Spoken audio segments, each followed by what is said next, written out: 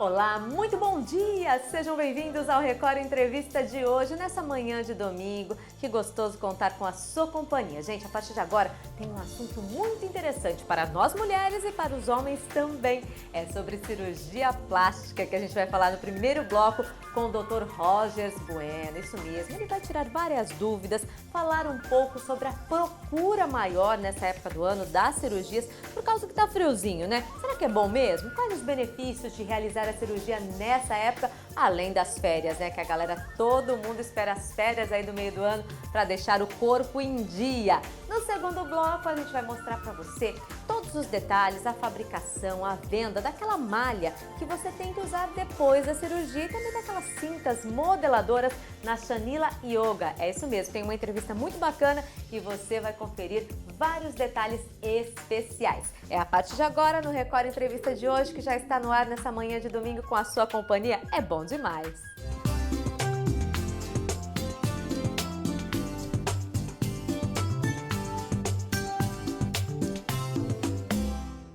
Nosso primeiro entrevistado é o cirurgião plástico Dr. Rogers Bueno, que vai tirar várias dúvidas e contar pra gente aí detalhes e curiosidades da tão sonhada cirurgia plástica, né? Que já faz parte da vida de muita gente. Doutor, muito bom dia, seja bem-vindo. Bom dia, obrigado. Bom, é mito ou é verdade que o índice de procura para cirurgias plásticas nessa época do ano cresce, doutor? Cresce por alguns motivos. Um é o período de férias, que junho e julho se aproxima, e sempre as pessoas têm a oportunidade de fazer o repouso depois de uma forma mais correta. A outra é que é um período do inverno, né? O inverno nosso não é tão rigoroso, sim, mas sempre ajuda na questão da cirurgia plástica. Por alguns motivos, tá? Um deles é que no verão as pessoas já vão estar aptas, né, a aproveitar a praia, a piscina de uma maneira geral, já está com o corpo em dia, vamos falar assim. E o outro é que é mais confortável você operar também no inverno. Eu costumo recomendar, praticamente em todas as cirurgias plásticas, o uso da malha compressiva, do macaquinho, no pós-operatório.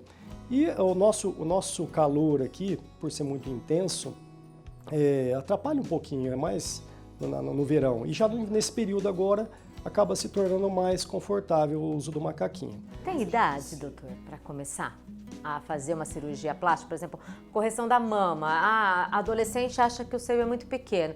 Qual idade que pode fazer para não se arrepender depois? No caso de aumento da mama, a partir dos 18 anos. Eu sempre gosto de aguardar um pouquinho, pelo menos 18 anos, para o corpo já estar mais formado. E aí sim pensar em você estar aumentando a mama, de forma não exagerada. Sim. Agora, redução mamária depende muito do caso. Eu já tive algumas pacientes com 16 e até 15 anos que tinham um grande problema do ponto de vista ortopédico. Por causa da postura. Prejudicava demais a postura, muita dor na coluna. A questão o efeito psicológico também, que acaba comprometendo às vezes o estudo, a parte social, né, dessa bullying, adolescente, né, que é horrível, a questão de bullying. Né? Então eu já tive alguns casos que eu operei pacientes, assim, casos de gigantomastia com 15, 16 anos, e ficaram muito satisfeitas.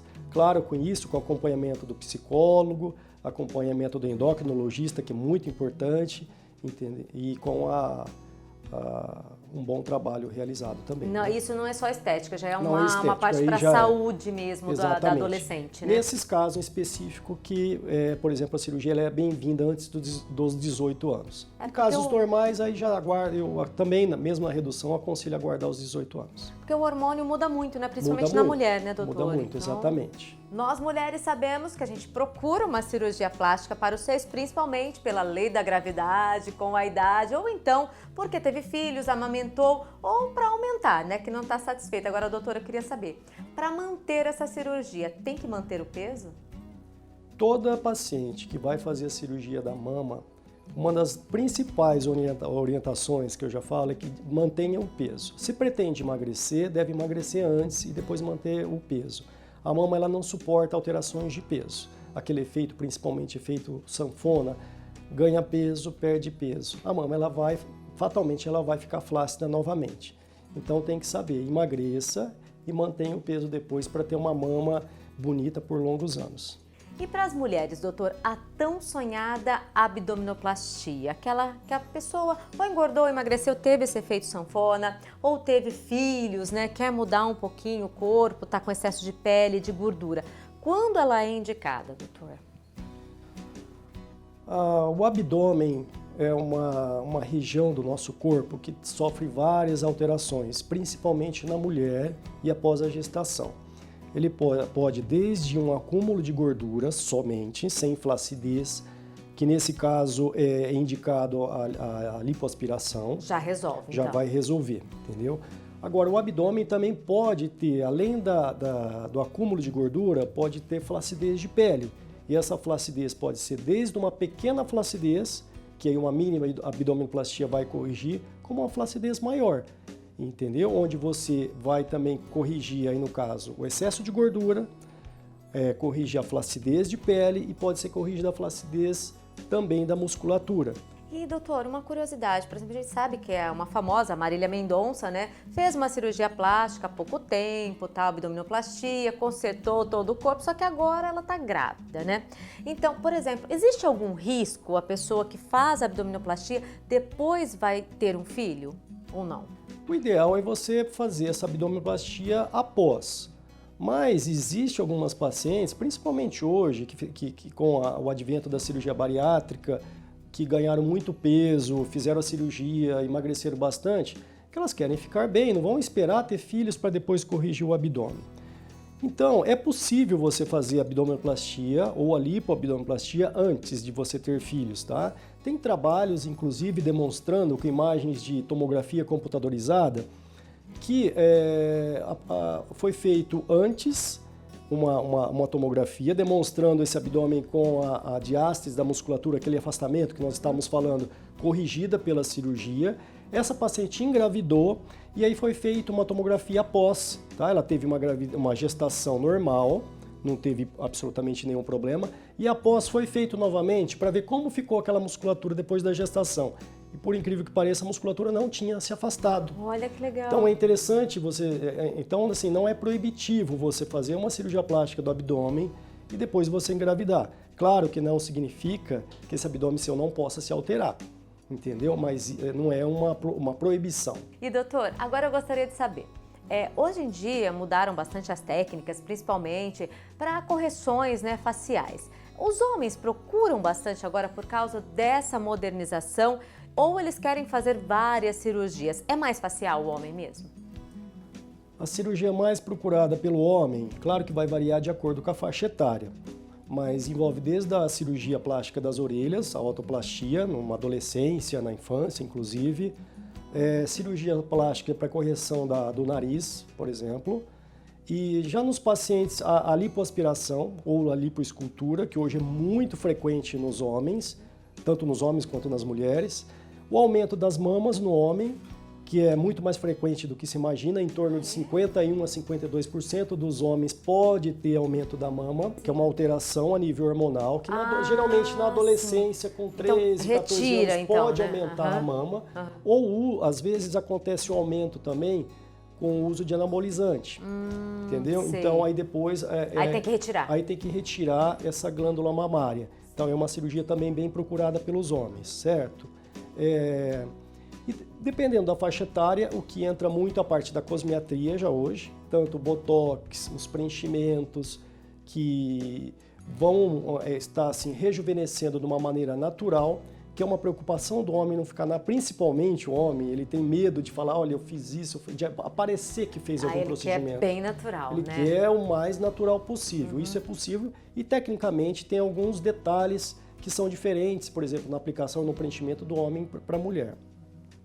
E nos homens, já uma idade um pouquinho mais, aí já entra às vezes a correção das pálpebras, que é muito comum, depois de uma determinada idade, às vezes o excesso de pele ou de bolsas palpebrais, e o lifting facial, que é a cirurgia de rejuvenescimento facial, que é uma cirurgia que, pela evolução da técnica, também se tornou muito mais natural hoje e está sendo muito mais bem aceita, tanto pelos homens quanto pelas mulheres.